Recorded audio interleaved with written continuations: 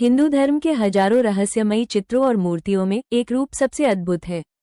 एक ऐसा शरीर जिसका आधा हिस्सा पुरुष है और आधा स्त्री। इसे हम अर्धनारीश्वर कहते हैं।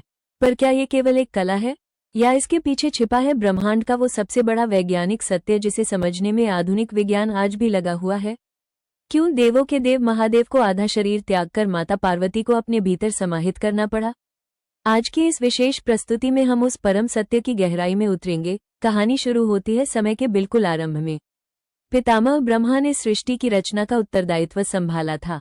उन्होंने अपनी मानसिक शक्ति से सप्तऋषियों, देवताओं और असुरों का निर्माण किया। लेकिन एक बहुत बड़ी समस्या खड़ी हो गई। ब्रह्मा जी द्वारा बनाए गए जीव केवल पुरुष थे।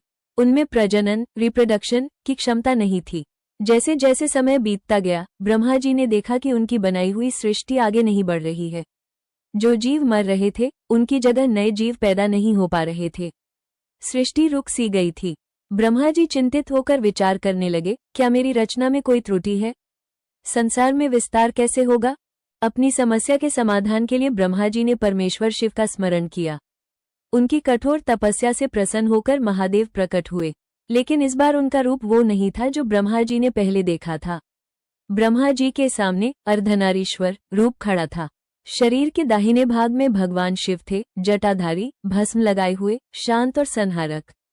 और बाएं भाग में साक्षात पराशक्ति माता पार्वती थी, दिव्य आभूषणों से सुसज्जित, सौम्य और सृजन की अधिष्ठात्री देवी। ब्रह्मा जी इस अलौकिक दृश्य को देखकर नतमस्तक हो गए। तब महादेव ने अपनी गंभीर आवाज में कहा, हे ब्रह्मा, सृष्टि केवल पुरुषत्व से पूर्ण नहीं हो सकती। पुरुष ऊर्जा है तो नारी प्रकृति है। पुरुष बीज है तो नारी धरती है। जब तक इन दोनों का मिलन नहीं होगा, तब तक जीवन का चक्र गतिमान नहीं हो सकता। महादेव ने अपने बाएं भाग से देवी शक्ति को अलग किया और उन्हें ब्रह्मा जी की सृष्टि में नारी शक्ति के रूप में स्थापित होने का आदेश दिया। यहीं से संसार में स्त्री और पुरुष के मिलन से जीवन का विस्तार शुरू हुआ। इस स्वरूप के महत्व को समझाने के लिए शिव पुराण में एक और अद्भुत कथा मिलती है। भृंगी ऋषि महादेव के परम भक्त थे, लेकिन उनके मन में एक भ्रम था। वे मानते थे कि केवल शिव पुरुष तत्व ही परम सत्य है और शक्ति माया गौण है। एक बार जब महादेव और माता पार्वती अर्धनारीश्वर रूप में बैठे थे, तो भृंगी ऋषि ने केवल शिव की परिक्रमा करने की ठानी। उन्होंने सोचा कि वे बीच में से निकल जाएंगे, लेकिन शरीर तो एक ही था। अपनी जिद में उन्होंने भंवरे का रूप लिया और दोनों के बीच छेद करके निकलने की कोशिश की। माता पार्वती ये देखकर क्रोधित हो गईं। उन्होंने भृंगी से कहा, ऋषि, यदि तुम्हें लगता है कि तुम शक्ति के बिना अस्तित्व में रह सकते हो, तो तुम्हारे शरीर से मेरा अंश अभी निकल जाए। कहते हैं कि मनुष्य के शरीर में हड्डी और मांसपेशियां पिता शिव का अंश होती हैं, जबकि रक्त और मांस माता शक्ति का। जैसे ही माता ने अपना अंश वापस लिया, भृंगी ऋषि मांस रहित होकर केवल हड्डियों का ढांचा बन गए। वे गिर पड़े। तब उन्हें समझ आया कि शिव और शक्ति को अलग करना असंभव है।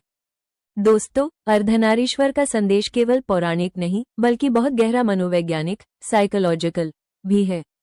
समानता, ये रूप बताता है कि स्त्री और पुरुष एक दूसरे के प्रतिस्पर्धी नहीं, बल्कि पूरक हैं। एक के बिना दूसरा शव के समान है।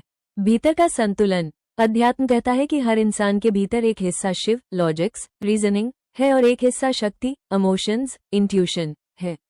जब हम इन दोनों को संतुलित करते हैं, तभी हम पूर्ण बनते हैं। विज्ञान, आज का विज्ञान भी मानता है कि हर कोशिका सेल में पुरुष और स्त्री दोनों के गुण क्रोमोसोम्स मौजूद होते हैं। सृष्टि का सबसे महान रहस्य यही है कि हम सब अर्धनारीश्वर का ही अंश हैं। प्रेम, करुणा और न्याय का संतुलन ही जीवन का आधार है। महादेव का ये रूप हमें सिखाता है कि शक्ति का सम्मान किए बिना शिव को पाना असंभव है। उम्मीद है अर्धनारीश्वर की यह कथा आपके जीवन में एक नई चेतना जगाएगी। अगर आपको ये कहानी अच्छी लगी हो, तो वीडियो को लाइक करें और कमेंट में जय शिव शक्ति जरूर लिखें।